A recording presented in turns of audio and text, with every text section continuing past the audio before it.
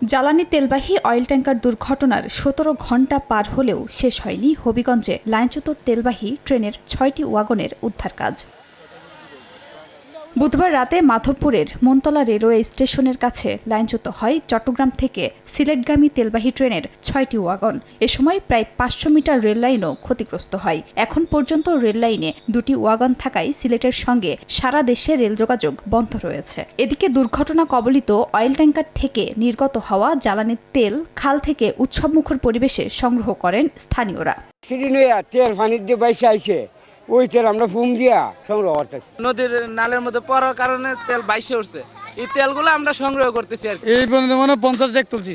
BJP জানায় দুর্ঘটনাস্থল থেকে ১,০০০ litre diesel সংগ্রহ করেছে তারা।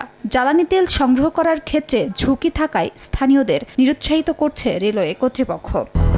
200-র বেশি সার্ভিস ও ফিচারে লেনদেনের সব বিকাশ অ্যাপে সম্ভব। পুকুরে কিছু তেল গিয়েছে, লোকজন হয়তো কিছু তেল যেগুলো ভেসে আছে এগুলো তোলার চেষ্টা করছে, আমরা তাদেরকে নিবৃত করছি। বিজিবি মোতায়েন আছে, যে তারা উদ্ধার কাজে সহযোগিতার পাশাপাশি এলাকার পরিবেশ স্বাভাবিক রাখার জন্য কাজ করছে। এদিকে সিলেট থেকে ছেড়ে আসা কালনী এক্সপ্রেস ট্রেন হবিগঞ্জের শায়েস্তাগঞ্জে এবং ঢাকা থেকে ছেড়ে যাওয়া সিলেটগামী পারাবত এক্সপ্রেস ট্রেন ব্রাহ্মণবাড়িয়ার আজমপুর স্টেশনে আটকে আছে। 14-15 ঘন্টা হয়ে গেছে, এখনো রাস্তা ক্লিয়ার হয় নাই, তাই আমরা ভোগান্তিতে আছি। ঈদের আগ থেকে শুরু করে 10-12 দিনে কতটা অ্যাক্সিডেন্ট হয়েছে, এই রেলমন্ত্রী কি করে? উদ্ধার কাজ এবং ট্রেন যোগাযোগ স্বাভাবিক হতে বিকেল গড়িয়ে সন্ধ্যা হতে পারে বলে জানিয়েছে রেলওয়ে কর্তৃপক্ষ। খাদিজা স্বপ্না, সময় সংবাদ।